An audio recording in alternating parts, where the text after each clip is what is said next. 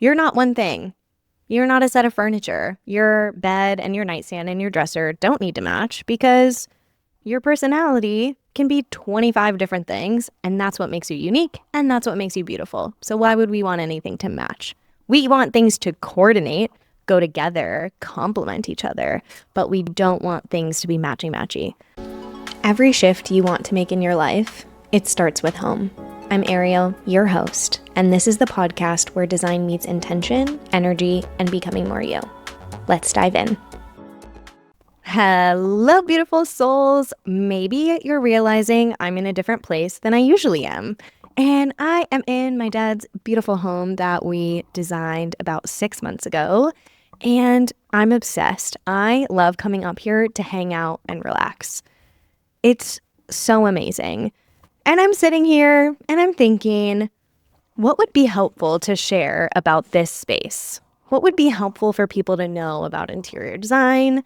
And I thought, I bet you I can name 10 mistakes that people are making that they don't even know that they're making. Or maybe you're like me and you feel like something's off in this space, but you just can't figure out why. You're just like, something feels a little funky and I don't know why. These are the 10 things. These are the 10 things that will change your space, level you up, and make you look like a professional designer. Because you have the eye. I'm just here for the method. Oh, and in case you don't know who I am, I'm Ariel. I'm an interior designer. I wrote a book called Your Space Made Simple. I love everything interior design, wellness, sustainability, you name it. I'm all over it. And I believe there's this beautiful place in which all of those things meet, and it's here right now. This is a shortcut episode into skipping to really loving your space and figuring out exactly how to do it right now. Okay, so number one is hanging your artwork at the wrong height. I don't know if you've been somewhere and you're like, that piece of artwork is way too high, or that piece of artwork is way too low. I don't know. Sometimes this really happens above sofas when you keep hitting your head against it, or it's just too high, or something feels off. Why is that? The truth is, artwork, just like TVs, should be hung at your eye height. And that's a little bit different for everybody, but it matters. It totally matters, because here's the truth. If you are above 6 feet, you see things at a different height than me at the middle of 5 feet, okay? There's different things happening in our eyesight. So we got to go with the average. It's just what helps make a space. And that average is anywhere from like 58 inches to 62 inches, give or take. The best way to do this is, if you are living with people, measure the eye height of all of them and take the middle and put it on the wall. Now that tip works really well if it's just art on the wall, and that's the center of the artwork. That's not to the top of the artwork. So you got to do a little math, and then you got to do a little math to hang the piece. But it really does work. And I think this works also when you're trying to hang things above furniture or in a certain area. You kind of want that center line to hit your eye point. Now, it can be a little tricky depending on the size of the artwork. If it's tall, if it's wide, if it's short, if you're stacking things. But the thing to remember is your eye height, okay? That center line, a little bit above, is good. That's what you want to do. This is my biggest pet peeve, but it's when I see rugs that are just too small for a space. I can't. And it also happens when I see a rug that's too big for the space. When I see furniture, tiny little furniture on a huge rug, it just drives me nuts. It drives me nuts. You either want, depending on your space, the front of your sofa to kind of sit on the top of that rug if you don't have a ton of space and creep on either side. If you have enough space, all the furniture on the rug is great. But my pet peeve, to be honest, is seeing a tiny little rug under the coffee table that doesn't touch any of the other furniture, because I want to see that rug. I want to see the pattern. I want to see the energy that's put into that. I think my favorite thing in the world is layered rugs. I love when I see things on top of each other. That's when you can go with smaller and larger and different shapes and sizes, but pay attention to that. And if you're struggling with any of these tips, or specifically this one, I have it all written out in my book, Your Space Made Simple. It will give you the rug size for all of the room type size, for the furniture size. It will just give it to you. You don't even have to think about it. Did all the hard work for you. Okay, the next one, oof, it gets me every time. Lighting. Lighting. We need ambient or overall lighting. That usually is the overhead lights, the recessed lights, or just kind of the general lighting that's coming in, okay? But I don't really like to use the big light. I don't. The lighting that makes a space is the soft, subtle lighting. Table lamps, floor lamps, sconces, chandeliers, the decorative, the soft, the incandescent feeling, not the hospital white light. No, we want the soft, subtle, tiny little lights. The things at night that you just turn on to get a little bit of conversation. It also helps with alleviating the harsh shadows. If you have a big space and you're in a living room and you have all those recessed lights on, everybody's going to get weird shadows on their face. And it drives me nutso. It drives me nuts. Use the soft light. Use the baby light. It creates a vibe. Rely on table lamps, floor lamps, sconces, all that good stuff. It will elevate your space. It makes it look done. Like a professional, if you go look at professional interior design photos, there's lighting everywhere. Everywhere. Lighting. Don't miss it. Okay, I think we know this one by now. Matching everything is a no-go in my house. No matching furniture sets, no matching wood tones everywhere. You gotta mix it up. Because here's the belief. Ooh, I love this one. You're not one thing. You're not a set of furniture. Your bed and your nightstand and your dresser don't need to match because your personality can be 25 different things, and that's what makes you unique, and that's what makes you beautiful. So why would we want anything to match? We want things to coordinate, go together, complement each other, but we don't want things to be matchy-matchy. Like the two sofas that match and the coffee table and the side tables and everything is perfectly I'm not doing it. We're not doing it. It's 2025. If you're watching this right now, maybe it's in the future. I don't know where you're at. Don't match things. We don't need to do that anymore. We have options. We have so many beautiful options. It will add interest, personality, style when you start to mix and match things. I know a lot of people are in fear of mixing wood tones, but it is my favorite thing to do. Pick a painted wood, like a dark ash, a black, a white wood, and then mix it with a dark tone and a light tone. You got a dark side table over there and a light coffee table. It works. I don't know if you can see this behind me, but the coffee table's dark. The side tables have different woods. There is like 25 different types of wood in here. And guess what? They all go together because it's about complementing, taking one version of something and then accenting it in another way. That's what makes it work. So light wood on the floor, complementing with dark wood. I'm gonna repeat that light wood maybe in a whiter or a grayer tone just to kind of calm it down and mix and match. Because again, our personalities are mix and match. Play with it. Adds style, adds fun, adds a vibe.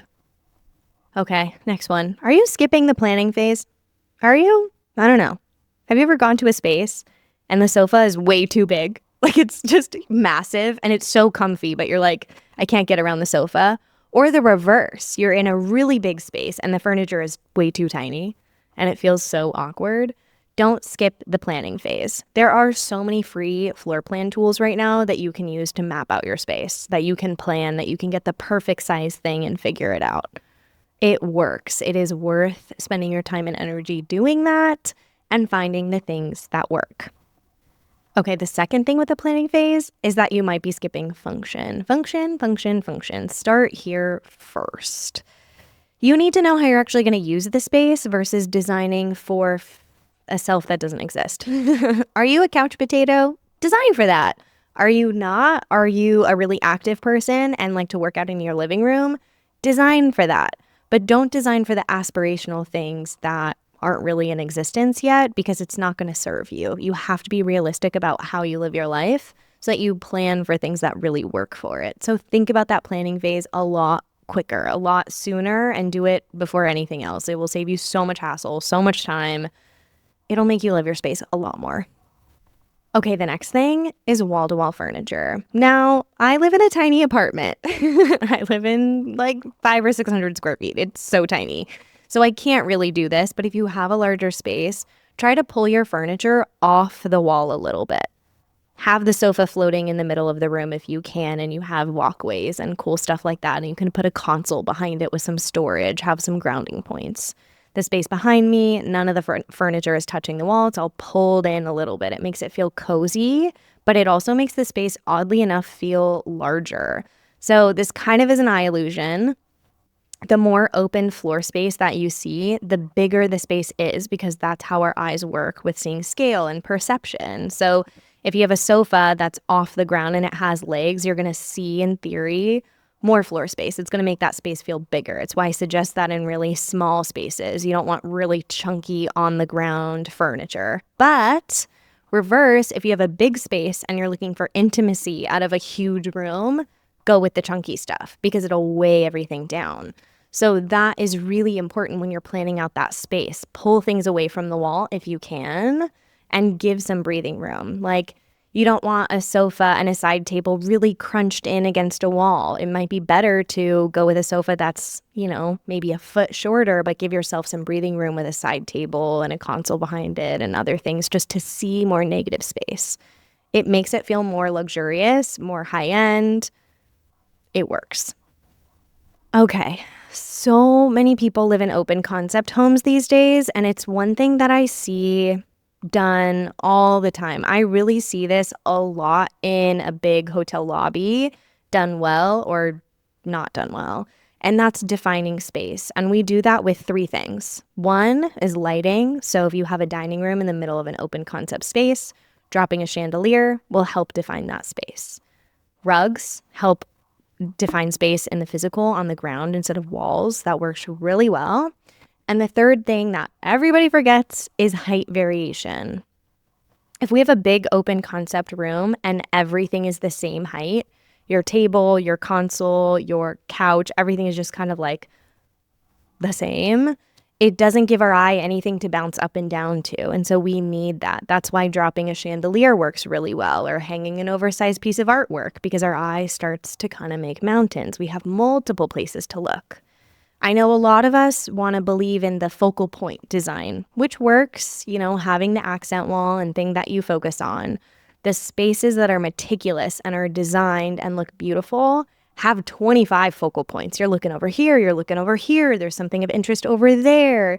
It's what keeps an open concept really unique. So defining those spaces clearly, rugs, chandeliers, and momentum, that up and down feeling of your eyes, works wonders. It really, really does. Use it.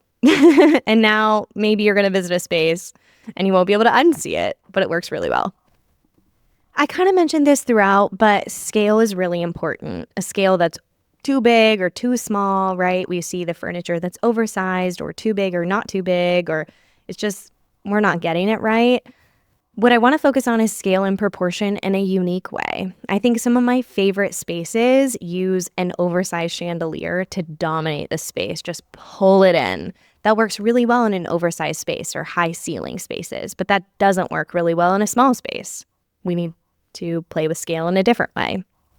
So in small spaces with proportion, it doesn't mean that you need to have a tiny apartment sofa and all your furniture is micro. That doesn't work really well. It's about playing with the space to make it feel larger. And the way we do that is with that negative space. That's why in a big room with a large lantern light, it works so well, because you have a lot of negative space around it. It has breathing room. That's the secret to scale and proportion. Oversized or shrinking something down. Give it space. It's also why I don't like an oversized rug that goes from wall to wall. You need to see some of that floor space around it, like at least 18 inches or 2 feet or more if you can, just to kind of delineate the space. That's again going to scale and proportion. And if you're struggling with this and you're like, how do I do that, Ariel? Go get my book. It's all written out for you. It has every standard room size because most rooms are standard sizes. So you know exactly what layout to use and what size furniture to get. So easy. Oh my gosh. Okay, the next one. You're not styling your space. Now, I'm not saying you have to have tchotchkes and knickknacks everywhere, but you need a vibe. And when you do the base layer, I think I talked about this a lot in past episodes, but you need a good base, like your sofa, your coffee table, that kind of stuff. But on top of that, you do need a throw pillow and a throw blanket that you like, or, a little bowl for your remotes or your favorite book, like that kind of stuff. Plants adds so much. And I'm not saying you need decor up the wazoo. I'm saying you need to find things of meaning to have in your home to make it come all together. That's what makes a space stick. When we do big installs and we have all the furniture and the rugs are down and the furniture is in, I always have this moment of fear. I'm like, oh my God, it doesn't look good. Like it looks like a showroom. Like it doesn't feel good in here. And then the decor rolls in, the lighting comes in, the books come in, the throw pillows, the soft stuff, the textures, the things that you interact with all the time. When that stuff comes in, the space feels immaculate. That's when it feels done. When it's just a sea of furniture, it just feels like a showroom. And we're not going for showroom vibes. We're going for cozy, home, held, loved spaces. So style it. It's the final touch. Number 10, I say this on every episode. Okay, you are following trends and not your true heart. You're not aligning with what your true values are. You are listening to what other people are telling you to buy, to get, to have right now. And that's not the way this works. You don't need that side table right now. What you need is a space to put your mug in the morning so you can have a cute little coffee. Now, whether that side table happens in a week or 6 weeks or 6 months, it doesn't matter. What does matter is that you find something that's aligned with you, that you really love, that you really adore. And to be honest, don't cheap out on that. And that doesn't mean you need to spend a lot of money. That means the thing that you really like, go for it. Invest in it. Play the long game. That thing, the side table as an example, can come to your next house, the next 5 houses. But if you keep buying a cheap side table that's going to break in a few weeks or a few months, you're not going to take it to the next house and you're just going to keep reusing that money again and again versus getting that thing that you love, that you source, that you found at that vintage market or that antique fair or grandma's house or whatever. It's going to stick with you so much longer. So don't pay attention to trends. I know they want us to. Pay attention to your heart. What do you really on a soul level want right now that's going to feed you, that's going to make you happy every time you see that side table? Okay, if you're stuck on all 10 of these, 1 of these, 2 of these, any of them, I launched a course. It's called Doom Scroll to Design Plan. If you are stuck on Pinterest, on Instagram, on TikTok, doom scrolling for your life and you know exactly what you want, you know exactly what you like, but how do you actually get there? How do you get the space to feel done? This course is all about the transition. It is getting from point A to point Z with a plan. You are going to have a space that is done to your liking, exactly the way that you want it, that's aligned. And it's not going to look like anybody else's because it's going to look like yours. Oof, I love that.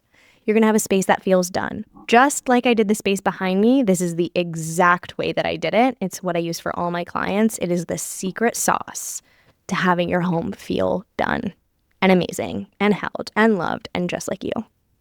Okay, quick audit while you're hunting for these 10 things or fixing them in your home. This is what you need to ask yourself.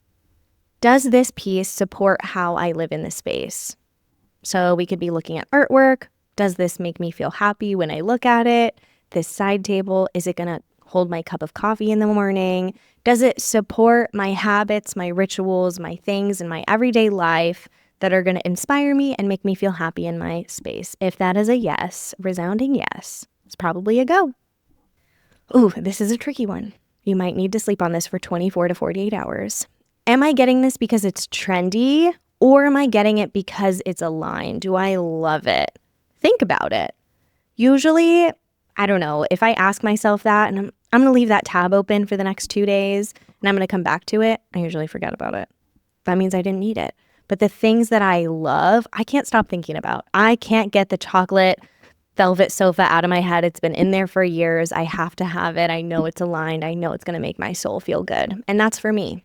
It's different for everybody. So pay attention to that and slow down. Okay, last one. Is there something missing in my space that would make it look better or feel better? Ooh, I love that. Look or feel. Look is the artwork stuff. Is this going to make the space feel more done? But feel is the things that make you feel grounded, held, loved, supported. The things that are like, I just want to sink into this space. That's the throw blanket, your favorite candle, the like soft stuff. Are you chasing a feeling or are you hunting for a look? Go for the feeling. Here's the truth why any of this matters. I want to get you out of wanting and dreaming and searching for inspiration into being because it's the best gift. When you get to be in a space and just be and chill and relax, that's the ultimate goal. And those small, tiny little steps along the way are going to help you get there. That's the only reason I'm here. If any or all of this or some of this resonated, please let me know in the comments. I would love to hear from you. I can't wait to see how you use these tips. And if you're struggling with any of them, go grab a copy of my book, Your Space Made Simple. It will make everything simple. Have a great day, guys.